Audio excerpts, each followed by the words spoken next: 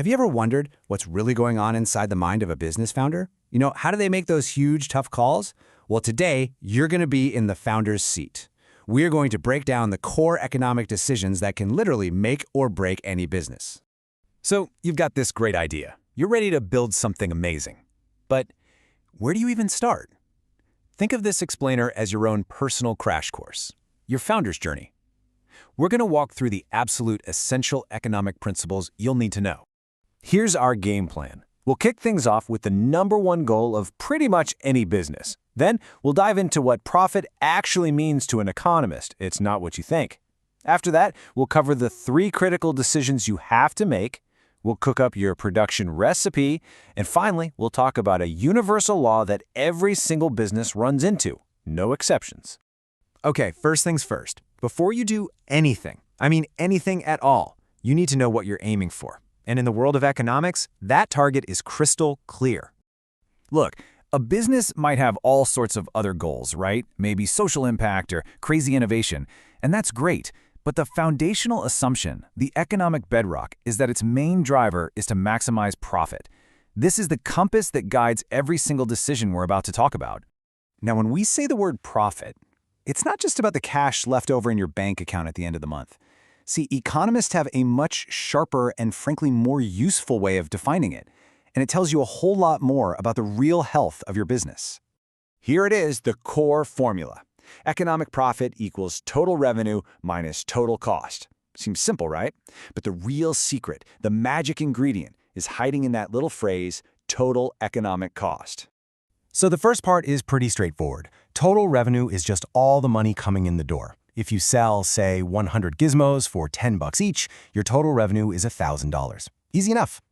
All right, and here's where things get really interesting. Total economic cost includes the obvious stuff, what we call out-of-pocket or explicit costs. Think rent, paying your employees, buying materials. But, and this is a big but, it also includes opportunity costs. These are the invisible, hidden costs of what you're giving up to run your business. And this is a concept that honestly trips up so many first-time founders. Okay, so here's the crucial part. What else could you have done with the money you invested in your own company? That's an opportunity cost, and we call it the normal rate of return. If you could have parked that money in some safe government bonds and earned, say, 10%, then that 10% is a very real cost of doing business. You have to beat that return just to, economically speaking, break even. Let's make this super real with a belt company. Okay, your revenue is $30,000. Your out-of-pocket costs for the belts themselves and for labor add up to $29,000. So on paper, that looks like a $1,000 profit, right? But hold on. What about the $20,000 of your own money you invested? If you could have earned a safe 10% return on that, that's a $2,000 opportunity cost. You have to add that in. So your total economic cost is actually $31,000. And what does that mean? It means your revenue minus your total economic cost leaves you with a loss of $1,000. From an economist's point of view, you would have been better off just investing that money somewhere else. And this is exactly why understanding all your costs, especially the hidden ones, is so important. It's the difference between a real success and a business that just looks profitable. Okay, so if the goal is to maximize this economic profit we've been talking about, how in the world do you actually do it? Well, it's not just about tracking numbers. It's about making choices. And it all boils down to a playbook of 3 absolutely fundamental decisions.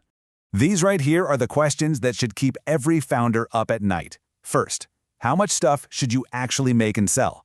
Too much and you've got waste. Too little and you're leaving money on the table. Second, what's the best way to make it? Do you hire more people or buy more machines? And third, based on that choice, how much raw material, how many employee hours do you actually need? Think of this flowchart as your master plan.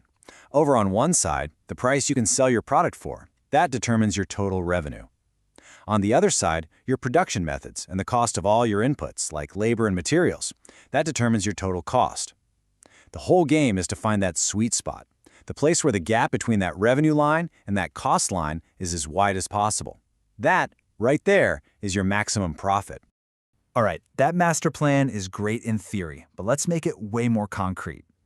To really get a handle on the production and cost side of that big equation, we need to get our hands dirty. So we're moving from the abstract to the shop floor. And today, our business is a sandwich shop. So every single business has what economists call a production function. Just think of it like a recipe. It's a formula that tells you exactly how many sandwiches, your output, you can make with a certain number of employees and ingredients, your inputs. To see how this recipe works in practice, let's track two key numbers. On the left, we'll chart the total number of sandwiches we make as we hire more people. And on the right, we'll track something called marginal product, which is really just a fancy way of saying the number of extra sandwiches each new employee brings to the table. Let's watch what happens as we staff up our shop. Okay, let's hire our very first employee. Working alone, they can crank out 10 sandwiches in an hour. So our total product is 10, and their personal contribution, their marginal product, is also 10. One worker adds 10 sandwiches. Simple. But now, watch what happens when we hire a second person. Whoa, total output jumps all the way to 25 sandwiches. Now wait a second. The first worker made 10, but the total went up by 15. That means the marginal product of that second worker was 15. How is that possible? It's the magic of specialization. One person can toast the bread while the other slices the meat. They're actually making each other more productive. And if we map out all the data as we keep hiring more employees, this is what it looks like. The total product curve on the left keeps going up, but you can see it's starting to get flatter, isn't it? And now look at the marginal product curve on the right. It goes up at first with that second employee, but then it starts to fall. What is going on here?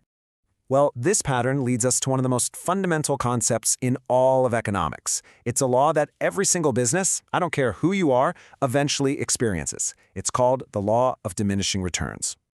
To put it simply, it just means that as you keep adding more of one thing, like our employees, to a fixed resource, like our one tiny sandwich kitchen, you'll eventually get less and less extra output from each new person you hire. They start bumping elbows, waiting for the toaster, just generally getting in each other's way. Let's go back to our marginal product curve. You can see it plain as day. That second worker was a superstar, adding 15 sandwiches. But the third worker? They only added 10. And the fourth only added 5. That peak, right there after the second employee, that is the exact point where diminishing returns kick in. This is that hitting the wall moment, and understanding exactly when it happens is absolutely critical for making smart business decisions. So, there you have it. From the one single goal of maximizing profit, to understanding the true cost of your investment, to making those 3 big decisions, and finally, facing the inevitable law of diminishing returns, you now have the founder's economic playbook. The only real question left is, what will you build with it?